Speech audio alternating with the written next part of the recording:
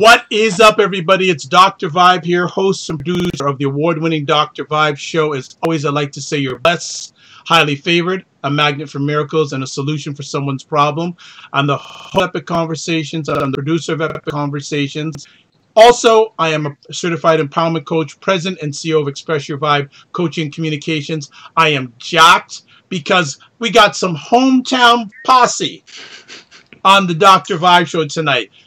As you know, if you follow the Dr. Vibe show along the journey, most of the people we have on are not from my hometown, Toronto, but we are blessed and highly favored tonight to have two outstanding gentlemen on, Paul Nguyen and Dwayne Wright, a.k.a. Mr. Fresh.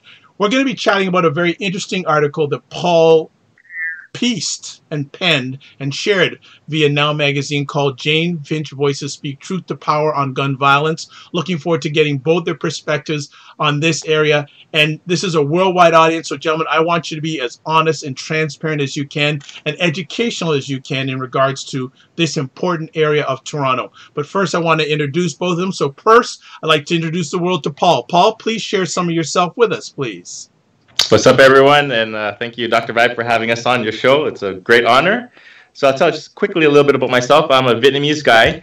I grew up in the Jane-Finch area. I still live there. Now, Jane and Finch is an intersection north of Toronto. So it's a Jane Street and Finch Avenue. And it's known, I guess, across the country, maybe even around the world, as a neighborhood that has had many challenges in the past. But we're a very vibrant community, a very multicultural community. And so basically, 15 years ago, I created a website called JaneFinch.com. And it's basically a website about our hood. And it talks about our neighborhood in a positive way. Because we've been in the news for many years. There's always media stereotypes that have been perpetuated, and people have this really bad idea about Jane and Finch is just a rough, tough, negative area. So I wanted to put a positive spin on that, and that's why I created my website. Well, thank you so much for sharing and thank you for the article. It's so good to see an article not from the main publications, something that was real, nothing that was choreographed. It was real deal from someone who lives there. So I really appreciate you sharing that and looking forward to getting some of your perspective tonight. Also, we have Dwayne Wright, otherwise known as Mr. Fresh. Welcome to the Dr. Vibe Show. Please share some of yourself with our worldwide audience. Hi, everyone. How you guys doing? So I'm actually from a community called Jane and Finch. I like to call Jane and Finch Jane and Fresh to give a positive spin to it, to actually speak up against some of the negativity that you hear about the area. And I actually grew up there, born and raised. And as a result, my way out was actually entrepreneurship, actually becoming a business person. And I actually invented my own eco-friendly air freshener. And I incorporated my company, which the company is called Fresh and Famous Inc. And it is a company that also now gives back to areas like Jane and Finch and priority neighborhoods in Toronto, where we hire at-risk youth and allow them to actually sell our air fresheners to actually make income as well. So I'm really passionate about this topic in regards to how we can actually address gun violence. And I'm actually excited because this is actually something that I experienced firsthand growing up, seeing all kinds of things, drugs, guns, and being able to actually survive and be alive it's a blessing. Excellent. We have two of the right people to talk about this important subject. And in Toronto, we have municipal elections coming up also. That has a very much an impact, and maybe we'll get to a comment by a certain representative of the Jane Finch area. We will probably get to it somewhere down the road. Paul, how did your family arrive in the Jane Finch area, and what are your first memories of arriving in the Jane Finch area? Well, my parents are from Vietnam, and they're among the wave of boat people. So during the Vietnam War, after the Communist North took over, so many people wanted to flee, escape communism. So a lot of people, without connections or anything, they just took off on a boat. And they end up, like in nearby, say, Malaysia, for example. And then they're in refugee camps. And then Canada decided to sponsor maybe about 50,000 Vietnamese into Canada. This is about 1979, 1980. So my parents were among those first Vietnamese that came to Canada. And basically, they settled in Jane and Finch because Jane and Finch already had like a growing Vietnamese population, and it was like a lot of affordable housing. So a lot of newcomers, immigrants, families, Jane and Finch. So that's how I grew up here in the neighborhood. My next door neighbor and my best friend was a black kid, so we're really integrated. I mean, race is not a thing that we think about because it's second nature, because we have friends from like all different colors. You just grow up that way, so it's totally normal for us. Wonderful. Mr. Fresh, what were your experiences growing up as a young dude in the Jane and Finch area? Wow. You know what? I'm going to be honest with you and tell you straight up. It was like going to Harvard. It was probably the best experience ever, because you learn how to learn street smarts. You learn about how to be wise in that environment. You learn how to interact with people that school doesn't really teach. And you also learn about business. And, you know, I have to say this, most of the kids that live in Jane and Finch, or I would say, they are actually very smart. They're very smart, and they have just as much business skills as a Harvard student as well. And it's just, they just need to actually take that ambition and put it into a legitimate business. I definitely think that that was my experience. It really taught me how to become a businessman and an entrepreneur. Excellent. Paul, growing up in that area as a young man, was it at all challenging at any time? And then the same thing for Mr. Fresh after. But for you, Paul, were there any challenges growing up in that area for you or your family?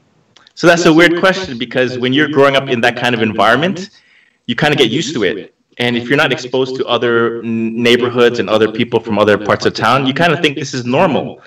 But upon having greater perspective, yes, there are a lot of challenges, especially with, you know, lack of resources.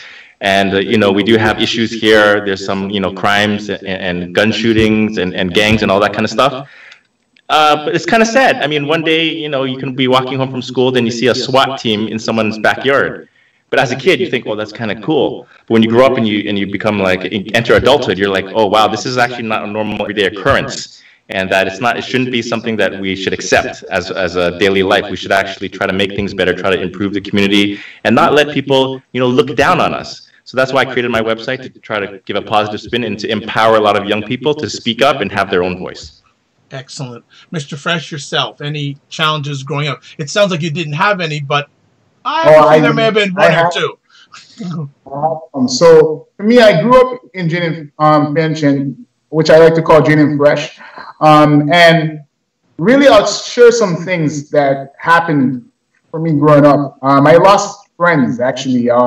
You know, some of the issues actually getting beat up by the police and stuff like that at a young age. I remember being in grade 7, grade 8, and I got like just some police actually not doing what they're supposed to do, and just dirty cops and stuff like that. And that's kind of the stuff that exists in our community. You actually, you feel like the police are supposed to serve and protect you, but they're actually really just bringing the community down and just really not doing things that they shouldn't be doing. So another example and a story is actually, I had a friend, his name was KD.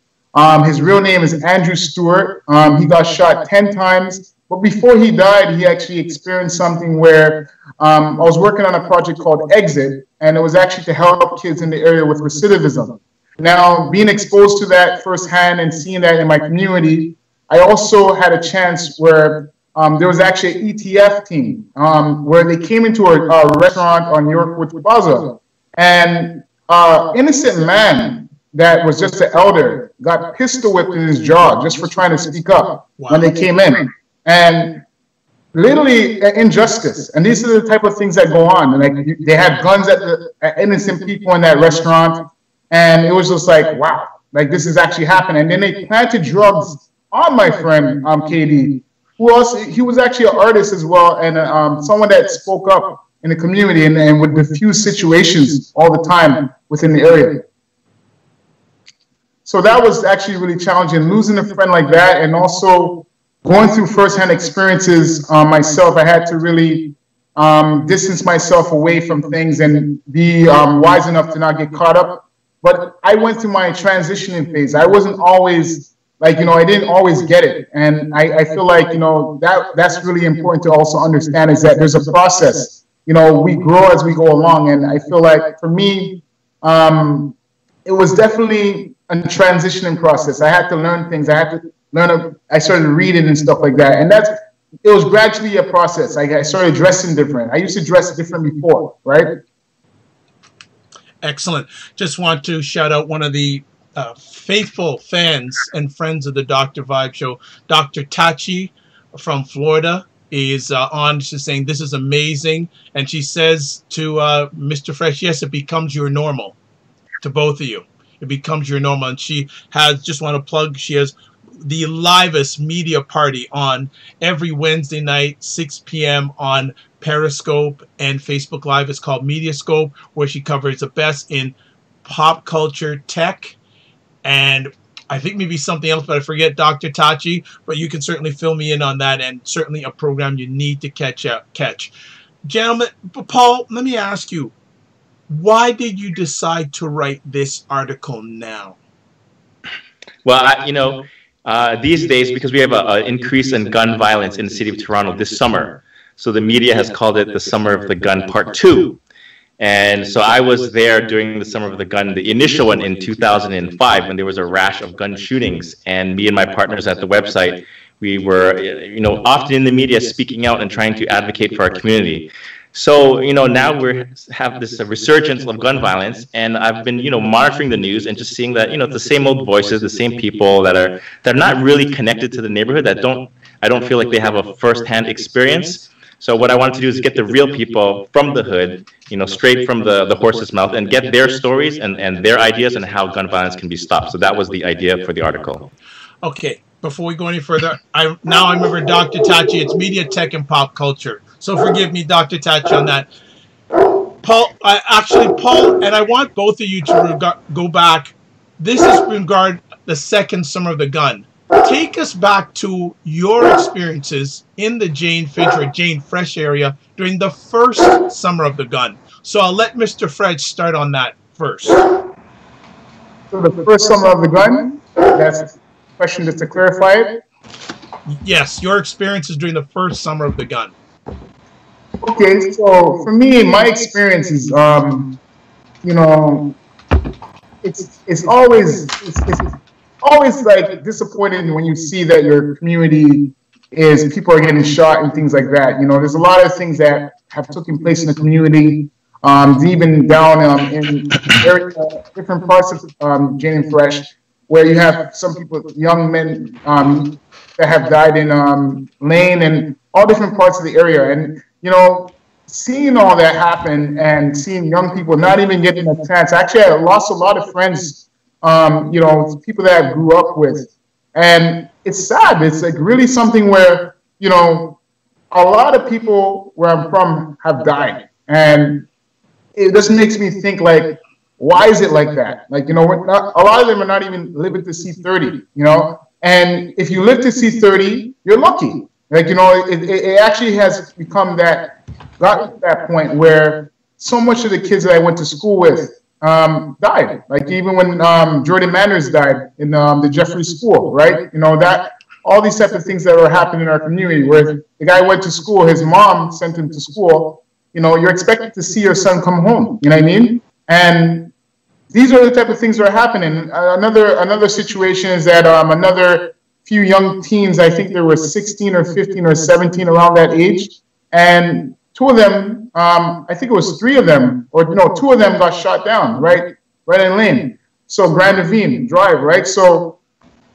seeing stories like that and seeing young youth losing their life, it's definitely needs to stop, and I feel that, as a community, we need to come together. We need to address the situation, figure out why is it happening, and provide opportunities. That's the solution, not put them in jail only, but when they come out, because this is the reason why it keeps continuing, is because when you put them in jail and then you mess up their life, they can't get a job. So what do you expect, right? And not only that, but they're now in a cycle of the system and recidivism where they become a client for the justice system, where the justice system is benefiting from them being a client, if that makes sense. Yeah, makes perfect sense. Paul, what are your memories of the first summer, so-called Summer of the Gun? Well, we did a lot of media interviews, and we're able to see, people come out the woodwork. We have like politicians, community activists, and I think a lot of opportunists as well. Trying to build a name, trying to kind of profit off of the misery in a way. And it's funny that Mr. Fresh, you mentioned Jordan Manners because in a year earlier, me and my friend, we filmed a documentary for the CBC. It's a program called The Fifth Estate, and the documentary was called Lost in the Struggle. It was about 3 kids, involved in gang life in Jane and Finch area. So a lot of media people were hitting us up and trying to get, contact because actually Jordan's mom was in our documentary, but ultimately she got cut out of the final cut. So, just to see people scrambling, trying to get interviews. I remember, I hear stories of reporters coming to the neighborhood. They're trying to bring flowers to the grieving mother because they want to get an interview. But you know what? The neighborhood didn't stand for that. They just took the flowers like, thanks, now get the hell out of here. So, the community is very protective of itself and its own people. And we don't want people to come in here and just kind of like, the mom, she just lost her son. But people are just scrambling, trying to get interviews, just trying to make a story, trying to get, their views or their whatever it is. So it's terrible when these things happen. And outsiders, typically always benefit, because they're just doing their job, they're getting the ratings, but they don't understand people's lives are affected. People are hurt, they're dying out here, they're suffering. Excellent. And I again want to say, Paul, thank you for having that website to give the real story and dealing with people's lives, not for ratings, but for really dealing the lives and the impact. So kudos to what you're doing. So we had the Summer of the Gun a few years ago, and we basically heard nothing. And now we're hearing this again. What has happened, good or bad, to the Jane-Finch or Jane-Fresh area between these two, I guess, benchmarks? What has happened? It seems like politicians and the government have basically forgotten about it, and it's become a hot topic again. What has been going on over the last number of years, good, bad, or ugly? Who wants to take that first? Okay, I'll take it. Initially when we had the Summer of the Gun and we had a rash of shootings, I think the general public just kind of never really paid attention because it didn't really affect them in their own backyards. Until we had the shooting downtown at Eaton Center. It was a young Caucasian girl named Jane Kriba. She was young, 15 years old, and was shot in a public place. The whole community, the whole public reacted. And then we're bringing leaders from the U.S. to try to address our issues. The government was pumping money into all these programs and funding. So it's kind of sad. We had a lot of people in the community who have been, victimized until someone like a white person that was shot downtown, then all of a sudden the public reacted in a big way. So it's kind of unfortunate. And, kind of similar here, we have a lot of shootings that people are dying and the gun violence is on the increase. And now the government has reacted with more money, but they're pumping the money, they're directing the dollars to like more policing and into the police services. And they're not looking at programs and hiring people, because the best social program is a job, right? So I think they should direct a lot of that money towards like programming and also supporting people and entrepreneurs like Mr. Fresh. That's a good example right there. Okay. Mr. Fresh, what's been going on between the Summer of the Gun and now?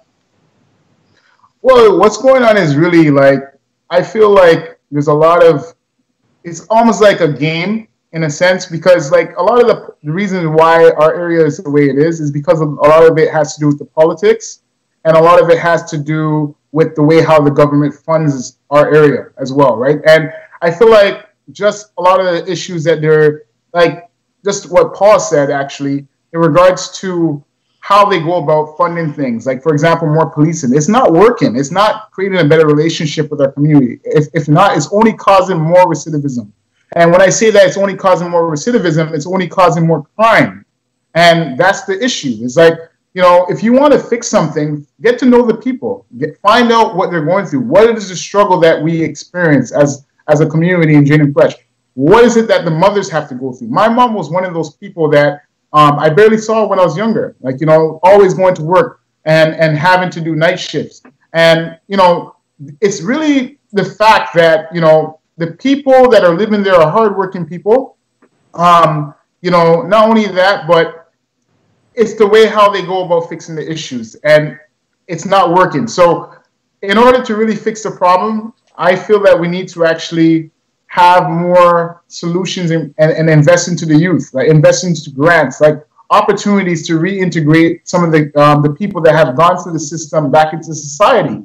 Don't label them, make them like something where they have to be forced to a life of crime. A lot of the people that are committing the crime, they don't really have a choice, some of them. Like, it's like they want to get out, but they don't know how. It's like they're so deep in, and they don't really know how to get out. And I think if we understand that, okay, well, people make mistakes, right? But if someone makes a mistake and now they're in your data and in your system, and all you're doing is putting more police in, it's only going to make more issues in our community. It's not going to help in any way. And I feel that, yes, policing is important to a certain extent, but not to the extent where you need to over-police and now make us feel like we're criminals.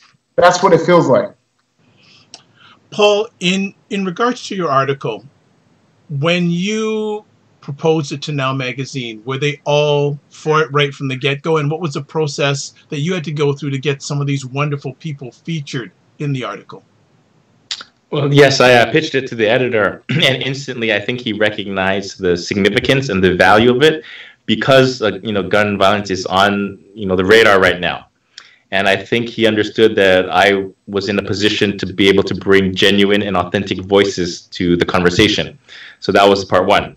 And, getting these guys in the article and having, a cross-section of the community, people of different backgrounds and different experiences. It was very important to have that kind of representation. And authenticity was like the most important thing I was going for. So these people I knew personally, and I felt like, they would bring so much to the table by sharing their stories. And I think that I was in a position of that they trusted me enough to share their stories. So I'm very thankful that they took the opportunity and to share the stories for the wider society, for other Torontonians to know what's really happening in the neighborhoods. Excellent. How long did it take from the time you thought about this story till it actually got published? Well, the guy, they gave me a quick deadline because they wanted to go to print, right? But I think it was just a matter of, it took a week to assemble the people and interview them, but probably 2 to 3 weeks until they published. So we had to do some of the photography. They sent a photographer down, take some shots of each person, and then when they put it together. So it was a quick turnaround. Excellent. Mr. Fresh, I want you to attack or go at this subject for us and the audience. The whole area of police relationship with this community. You've lived there all your life. Yes. Has it got any better?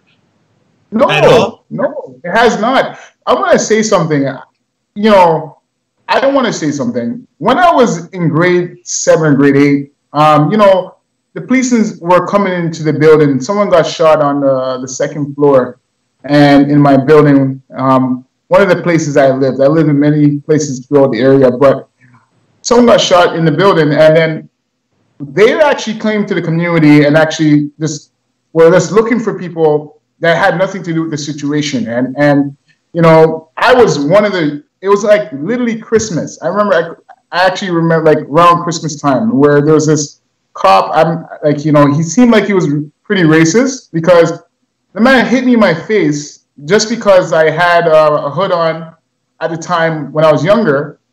And, literally like harassing me in the stairwell, because there was no cameras there, right? And that alone tells you about the injustice. And then even being that young age, like they treat me better now than I'm older, whatnot. But, and also because I respect myself. But at the same time, at that time when I was younger, I was actually surprised at the fact that an adult is trying to put their hands on me at that age. I didn't even do anything, really, right? And I think that, a lot of the police in the area, a lot of them don't really have the community's interests at heart. There's only a few good cops. There's only a few good quality officers that have the community training to actually come out into the community. I have experienced both a positive and negative relationship with the police officers, and that was only positive when I actually started to learn more about the system and started dressing differently and stuff like that, and having more of a knowledge of how community work and social work and things like that, and also becoming a businessman. But as I was transitioning, it's like they don't have any respect. They see I've been pulled over so much times in that area, like for do you have a gun on you? And they're telling me to lift up my waist, my shirt, just to see if I have a gun on me, and I don't have a gun on me.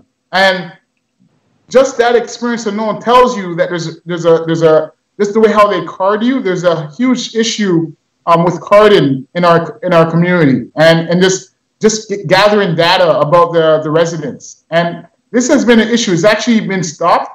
It's supposed to be a policy that has been stopped, and they say it's not. It's like their police force has agreed to stop carding. But even now, like, you know, some of the youth have to still deal with that, and they always keep continuing to break the rules and bend the rules the way how they want to police. And I find that to be very. It's hard to trust them because they have not created that trust with the community and a relationship where we can trust them. They come to our community. They actually do all kind of things, and it's acceptable. Like, they even kill some of the youth. Like, I know some kids that have actually been killed by police. Junior was one of them, where his name was Junior. They jumped on his neck right at York University and killed the guy.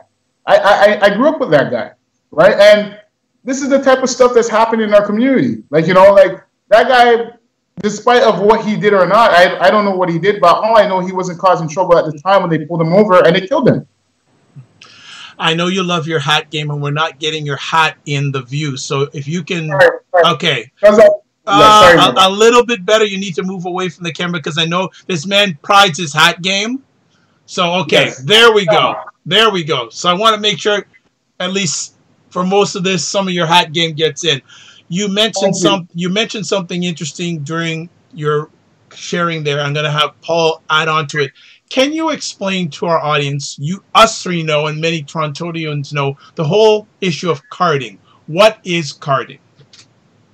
Well, carding was a practice by the police where, I mean, they can stop people and ask them questions and kind of retain data into their system, even if the person didn't do anything wrong. So, you know, a lot of people were against it because, you know, why should they have information on a person if they didn't commit a crime or if there's no investigation? So a lot of, you know, civil rights advocates and stuff and activists were, you know, fought against it, and it went up, you know, to the police board. It was like a big, story in the news. So a lot of people fought against it, and ultimately they decided to cancel that policy of carding. But I think the conversation has come back because now with the increase in gun violence, I think a lot of people, some members of the public, but members of the police force are asking for that tool to be re-implemented because for them they feel like it's of value to stop the future gun violence. Now, in reference to your story about being pulled over and all that kind of stuff, that does happen, and it did happen to my close friends. And the way I chose to address that problem is driving or walking while black. That's the term, right? So for me, I might not have the same problems because I'm not black, but I did have issues with the police in the past, and had been a target through my website. So what I did is I wanted to educate the community and raise awareness. So back a couple of years ago, we made a video documentary called Know Your Rights. And we had legal professionals, and we filmed the documentary and we interviewed them and tried to teach the community, if you interact with police and you have a police interaction, what are your rights? What can you do properly to get out of that situation and not be affected? So that video is on our website, and those are the kind of things that I like to do because I feel my contribution as a member of the community is as a position of a storyteller.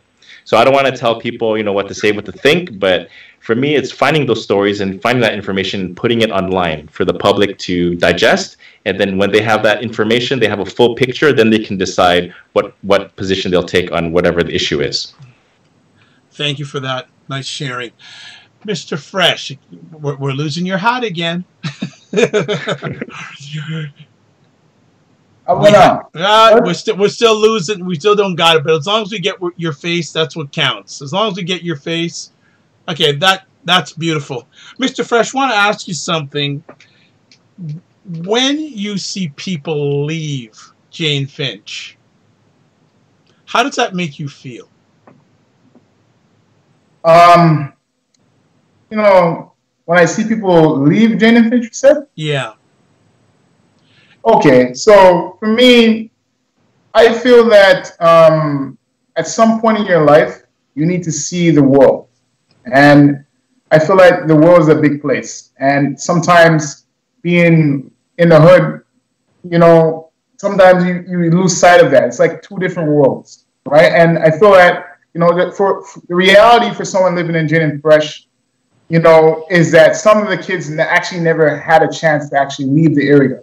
Like, you know, I've actually had friends at one point where I used to wonder, how come you guys are so, you don't want to go anywhere? And some of the people don't want to go anywhere because their reality is that if they leave their community, they may be shot, or all kind of things can happen, or they may not know a world outside of their community. And I feel that, you know, being able to be in business and understand what's actually, to see the world, the importance of actually seeing other communities, you start to realize that, you know, there's different, I think the terminology is gentrification. It's that when you go to different communities, you actually start to realize what other communities have access to versus ours, right? So I've seen a bit of both sides of both sides of both worlds, right? And I've noticed in other communities, there's more of an investment with environmental culture, like planting of trees, making the community look better. And that's a huge issue there. Like, you know, the frequency of even the trees, like investing money into our community is also important as well. And I feel that, you know, when people get a chance to actually see outside of the community, I find it to be a very positive thing, because now they get to see that there's a big world out there that they can actually take over. And if they put their mind to it, they can be something in life, right? So I feel that that's really important, to really have the opportunity to be bigger and not just let your environment define you. Just because you grew up in a low-income neighborhood means that you have to live your life in poverty, right? So I feel that it's always a positive thing when people get a chance to get out and buy a house.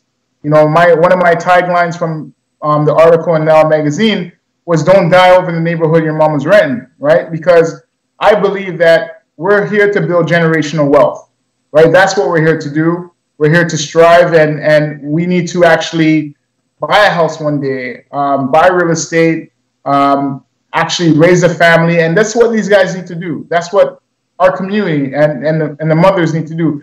We all need to get to a point where we have to realize that we're in the community, but we're here temporary. Like we're just here for a moment. We're just renting for a moment.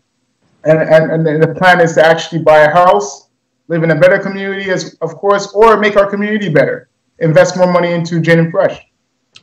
Paul, in all your time being in the area, was there a moment or a stretch of time that things were looking brighter?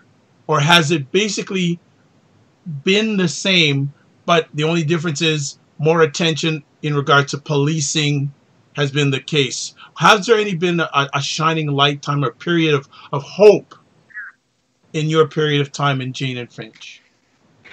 Well, it depends on the person you talk to. So some of the volunteers that I've worked with at the website, they've gone on to do great things, and they're using the website as a stepping stone. So we've had some people that went on to, you know, achieve great things, like, you know, getting a full tuition scholarship to university, which is like a lot of value, but they're also getting their education. It's a lifelong investment. And we've had people become, you know, media personalities, or, you know, winning awards, and, you know, taking it to the next level. So I think there's a lot of hope, there's a lot of positivity, and we need to get those stories out there to inspire the next generation, the younger ones coming up, to see, hey, all these guys are from Finch. They can meet the prime minister, they can go on TV, they can do all these things. So a lot of times, whenever I have a special moment, I'd like to share that moment on my website. We do a lot of behind the scenes video just to show kids, like, hey, you know what? I still walk around the hood. You're going to see me at Jane and Finch Mall, or the McDonald's, or whatever, or at the York Plaza. But, you know, you can still do great things. You can still live here, and we can still make this place better. And actually, a lot of people don't know, in Jane and Finch, there's a lot of pockets of very expensive homes. You could drive around Grand Ravine. There's $1 million homes there. So Yeah, Jane and true. Finch has a lot going for it. I think we need to kind of just break those stereotypes and the myths that people have in their head, that Jane and Finch is all bad and it's all no good. It's actually a lot of good out there. So if they want to learn more, they should always check out the website, or better yet, take the bus, go to Downsview Station, take the 108, come down to the area, go to check it out, and you'll learn a lot. Excellent. That's true. Dwayne, during your life at Jane and Fresh, has there been a moment of time where things were looking brighter? There was an increased amount of hope? Yes. So I was also a part of a project called the Green Change Project, and that actually happened in Jane and Fresh. And really what we actually did, we planted trees. I actually was a Green Change agent, and I actually participated in a tree planting event through Starbucks that was sponsored. And we actually reduced the carbon footprint by over 2,000 tons. Nice. And we also ended up winning the Green Toronto Awards. And I was one of the key people that had an active part in doing that. So I actually had to knock the doors, educated residents about eating healthier, eating green, and actually how to respect what we have in our community. So for me, one of the key things that somebody said that came to Jane and Fresh or Jane and Finch to Canada was Majora Carter. And she said that you shouldn't have to leave your community to live in a better one. So that term in itself was, green the ghetto. Like, if we can actually green the ghetto, it would result in less crime. It would result in more productivity, because most of the people in the energy in that space would actually have a chance to feel better about themselves, feel better about their environment. If they see that they have a clean environment, why are they going to want to make trouble? If they see that the environment has value, you're going to find that more people respect it and say, hey, man, let's not have any problems here today. Hey, man, let's take care of our neighborhood and be one.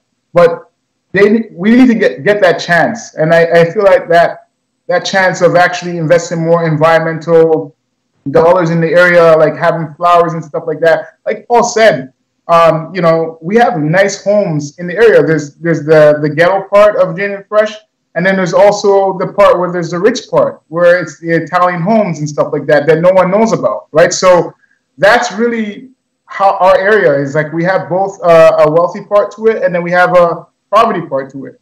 Okay. And come check it out. Paul, Dwayne had mentioned the G word, gentrification.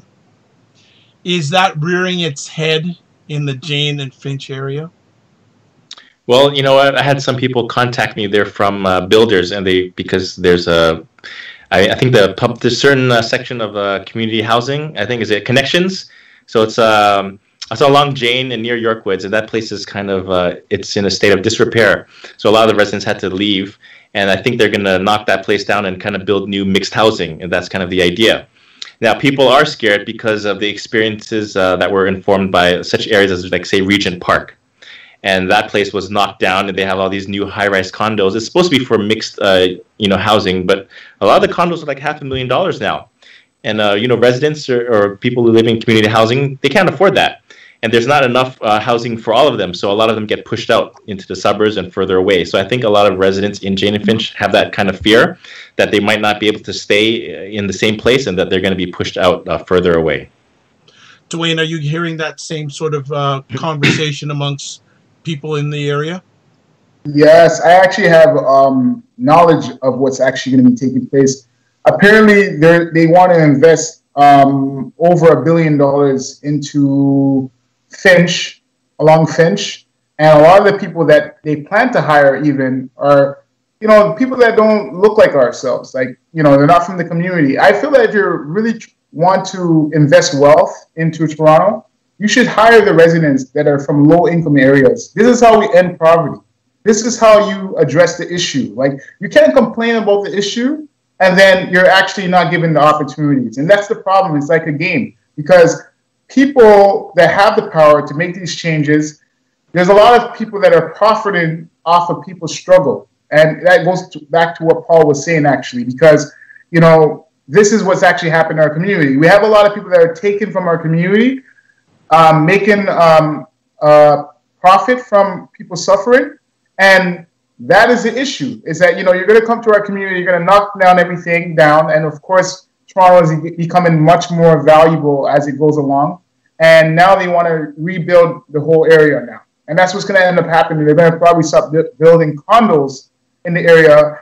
And a lot of the people that are behind the scenes that you don't normally see in the community are profiting. So Jane and Fresh is the way it is only because of the politics. A lot of it has to do with the way how everything is being, the way how everything is actually going on behind the scene and organized, right? So I actually, a good visual image is actually a hand with strings at the top, and then the gun is there as well. So that this shows you actually what's really going on, right? Behind the scenes. It's really like some of the people, they don't even know better. It's a matter of actually realizing that, okay, if we're going to end poverty, hire the residents from the community, hire them. And Dr. Tachi is saying, yes, the developers need to hire people from the community. So she definitely agrees with what both of you are saying. And I see Paul nodding his head. Paul, we've had over the last few months a change in provincial government. What are you hearing? What are both you hearing about the change of the provincial government and their potential concerns about what could happen to Jane and Finch because of the change in the provincial government? Well, we did have a recent provincial election, and we had a new MPP from the NDP party. Previously, it was the former MPP was a Liberal, and Liberals have a strong presence in the Jane and Finch community. Now, I think if you're referring to the upcoming municipal elections, that we did, there was about 47 city councillors to take care of Toronto. And now with the new Conservative government in the provincially, they cut it down to 25. So now I think Jane and Finch is situated like in Ward 7 and 8. So I think that's going to be combined. So we're going to have half the councillors and more competition for the upcoming election. I think, I want to say too much about it, but I think that as long as we have new voices and people that care, that are running, then we should support those people. No matter if it's 25 councillors, 35 or 45, you know what? It doesn't make a difference if there's 100 people and they don't care about you. But if we have 2 people and they care about the communities, that can do a whole lot of good. So I think we need to support those voices. There's a lot of young and up-and-comers who are running, and they're from the community, and I think that's a great thing, and we should pay attention to those people. Mr. Fresh? I agree with Paul. He said the right things. I feel that we need new voices. I feel that some of the people that have been there for over 25 years in council, and there has been not that much improvement, I feel like there's a separation from who these people want to support, including with the BIA, and where things are actually going. So I feel that, our community is under this holdback because of the old same voices that are there. And I feel that, it needs to change, because these people that are in office so long, they need to give someone else a chance. Like, let somebody else help. Like, let's select someone new for a change. So, definitely to the councillors that are running, I definitely want to say that I actually support them, the new voices especially. And one of the people that is running in our area is Tiffany Ford. And I will also give that to her and shout her out, because I feel like it's important for people like her to step up, because we need to see more of that. We need to see people of color as well being able to enter a space like that and actually represent our people, because she knows what it feels like to be poor. She understands, versus someone else that may have not understood or came from a high income home, right? So she actually grew up in the community. So without getting too much into politics, I feel that, it's time for us to have some change. I want to see new councillors this time around for both offices. You did mention Miss Ford, and we are planning to have her on in the near future on the Dr. Vibe Show. We're just going back and forth to nail down a time, and looking forward to a dynamic conversation with her. This municipal election is going to be very important. And recently, a councillor named Giorgio Magnoliti made a very interesting statement about some of the residents of the Jane-Finch area, referring to some of them as, quote, cockroaches, unquote. So I'd like to know and you knew I was going to bring this up, so I know you're prepared for it. First, I wanted to get each one of your responses to that statement, and also what are the residents of the area's reaction to that statement. So, Paul, go first. Of course, there was an immediate reaction to those comments, and a lot of people felt really hurt and really offended. But at the same token, I think, some of the comments may have been taken out of context, because I think it's important to actually, whenever you hear a snippet of someone saying something, a quote, I think it's important to go to the source and watch the interview in its entirety. So, I think the general feeling is the residents feel like this counselor is calling everyone a cockroach. But actually, in fact, my interpretation of the interview was he was referencing a lot of gang members, people who are committing crimes that happen to live in the Toronto community housing.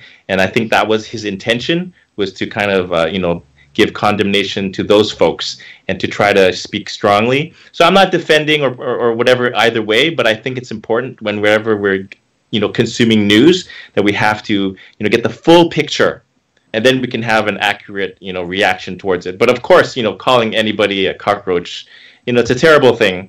And I think we should focus on positive, actions and solutions, and trying to help people out of poverty, or even people who are, committing crimes. If they go to jail, they pay their debt to society. They have to come back. We have to reintegrate them, like Mr. Fresh said. We have to welcome these people back. They are part of the society. So I think it's important to, help everybody, and not just, there's good kids, but there's the bad kids, and they especially need more attention. So we have to give them extra special attention, because we want everyone to do well, no matter what your background is or what you've done in the past. We want everyone to, be a happy member of society and contribute and make Jane and Fresh, a better place. Mr. Fresh? I agree with exactly what Paul said. I feel that, looking into the full details of the story is important, but I feel that his approach just kind of shows that he it's kind of out of touch with the community. Calling a community member a cockroach, is unacceptable. It doesn't matter who it is. And to me, I'm saying that because a lot of the youth or the adults, whoever are causing the crime, they had issues. They didn't grow up in Beverly Hills, right? They actually have issues, right? So it's like, if these people are causing crime, what's the reason why? How was their childhood? What kind of pain do they have? Are they in the system? Are they recidivists? What is the real issue? Get down to the facts. Don't just say something and just say the problem and call someone cockroaches, but you don't know how to relate to them. You don't know their empathy, right? Understand why is the problems happening, right? People that are in this lifestyle, they're in the lifestyle for a reason. And there's also people that are also bringing in the drugs. Where are the drugs coming from? A lot of it, those are the questions that you have to ask. They're not exporting it or importing it in. It's coming from somewhere. So oftentimes, yes, it's the people that are on the chessboard that are the pawns that are being called the cockroaches. But you, as the person that's on the top, you're calling yourself, you're making it. It's not a humble statement, in my opinion. I feel that, I actually seen some messages about it on WhatsApp from people. And the community was really, really upset. And I also feel that, it's just time for us to move on. It's time for us to, if you're going to refer to members of the community that way, then you shouldn't be in office. That's my opinion. I feel that you should not represent our community. You should be fixing the problem. Stop complaining about the problem. Fix the problem. Why are you in office? Why are you representing our people if you don't want to deal with the problem and going to call people cockroaches? It's highly disrespectful. I want to ask both of you, what are some of the great misconceptions about Jane Finch, but what are some of the things that make it very special? Paul? Misconceptions, just like, gang members and drug dealers roaming the streets. That's not true. We do have issues and things happen from time to time, but that's like less than 1% of the time. 99% is just kids, playing in the neighborhood, folks going to work. If you come to Jane and Finch at 4 a.m., you're going to see people lining up at the bus stop to get to work. That's hardworking people right there. You go to the intersection, there's nothing happening there. It's actually kind of boring. It's a lot of people going to and fro from work because they're, trying to provide for them for their families. I remember as a kid, I used to ride, my bike in the neighborhood, and we wouldn't have any money, but you wouldn't actually need that much money. You can just go to the building in the summertime. You're at the bottom in the grassy field, and people up on the balconies will throw down toys. They'll throw down freezies and popsicles for the children below. So people are very generous. It's a very warm community. I think the greatest asset of the community is that you find that people are genuine.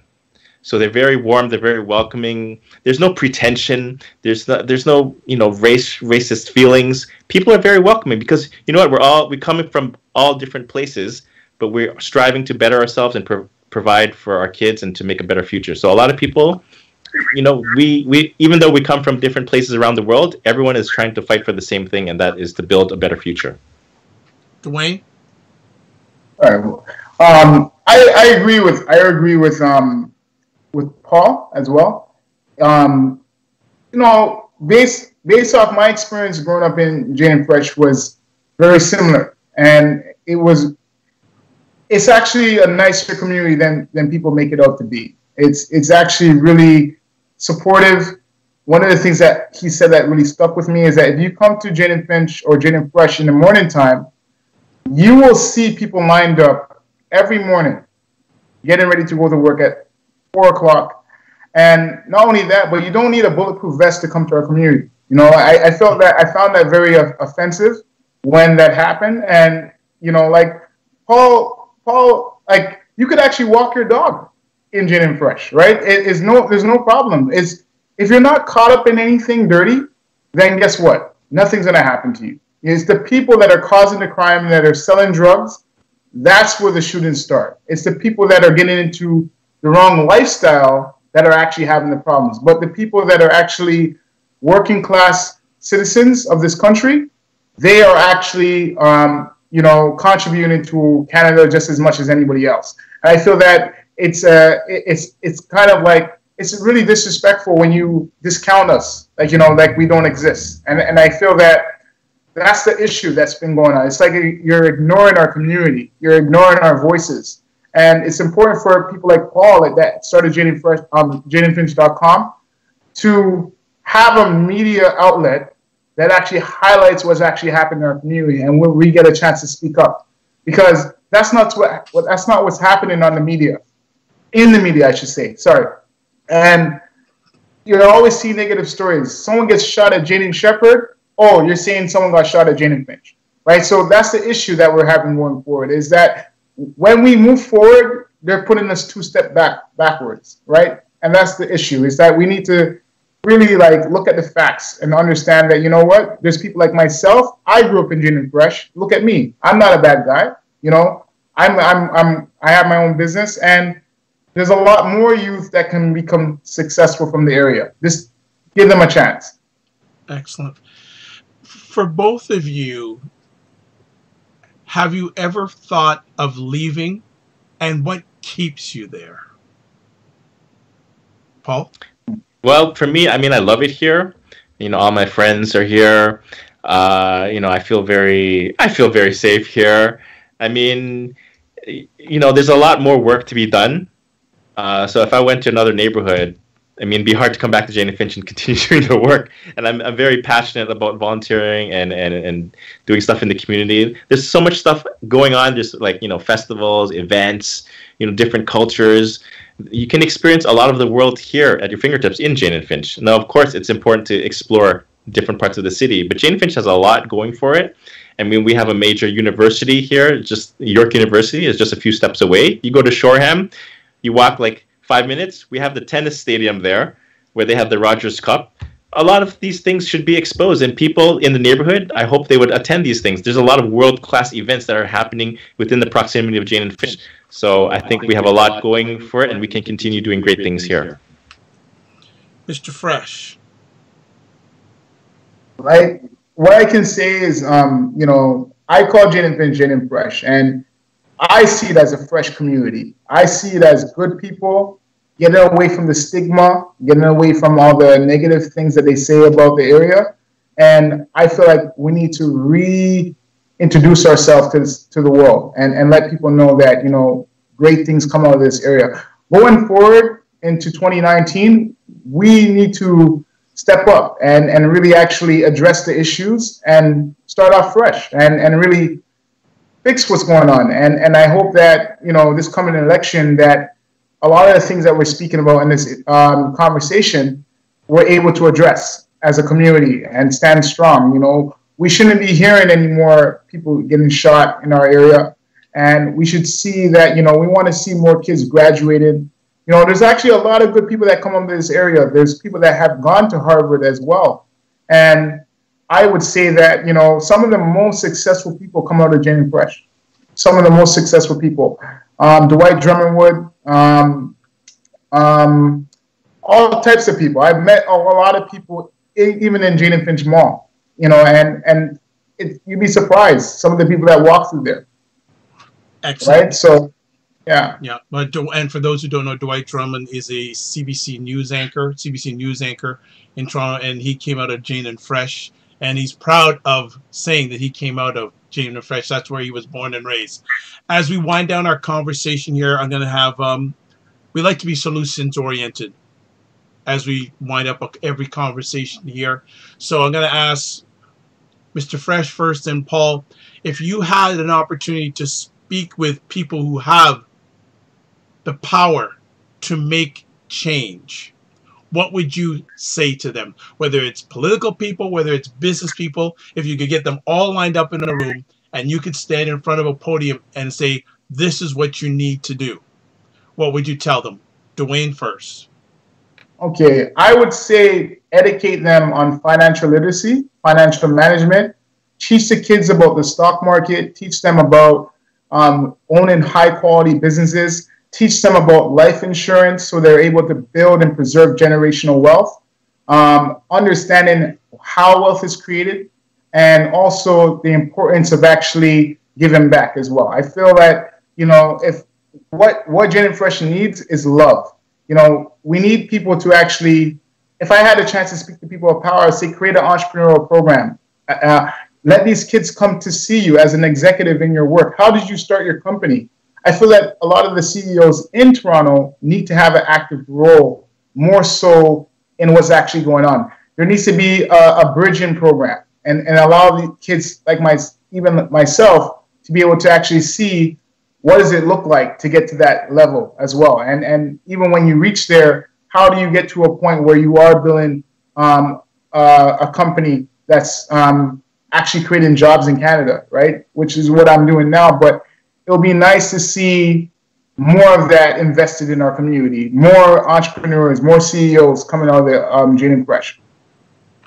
Paul? Yes, I totally agree that we need more education and teaching people skills and having a goal and reaching their potential.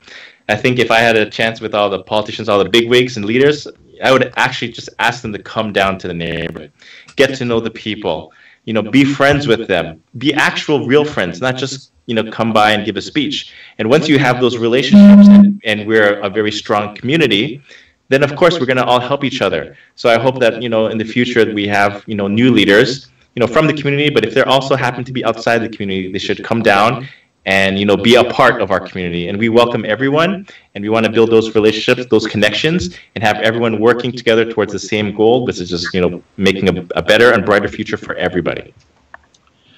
That is a great way to end off another epic conversation here on the Dr. Vibe Show. I'd like to say thank you to Dwayne and Paul for taking time out of their positive, productive schedule to share with us. Before we let them leave, we'd be happy if they give their contact information. So Dwayne, how can people reach out to you?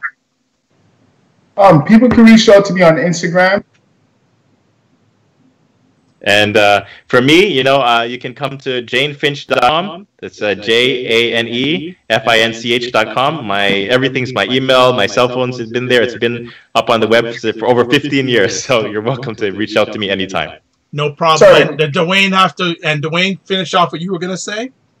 Sorry. So people can reach out to me at on my Instagram at Mr. Fresh and Famous or freshandfamous.com. Also, just something I would like to share as well is that I'm going to be releasing my book soon as well. And that's something if anybody wants to learn more about my story, my biography will be coming out. So just wanted to share that. And you can also connect with me on Facebook at Fresh and Famous. That's our product page. But mainly on Instagram or our website, you can get in contact with us. Fantastic. No problem. Yeah. But we will include their contact information on the post with the replay of this epic conversation. I'm Dr. Vibe, host and producer of the award-winning Dr. Vibe show. If you want to watch replays of my epic conversations, you can go to YouTube, put in the search engine the space dr period space VIBE space SHOW. If you want to listen to replays of the audio conversations, the Dr. Vibe show website, the dr VIBE SHOW.com. Apple, I can also listen to Apple Podcasts, Stitcher Radio, TuneIn Radio, Google Play Music, iHeartRadio. You can listen to the most recent audio conversations on Alexa, Amazon Alexa, and you can hear selected audio replays at thegoodmenproject.com and WJMS Radio out of New York City.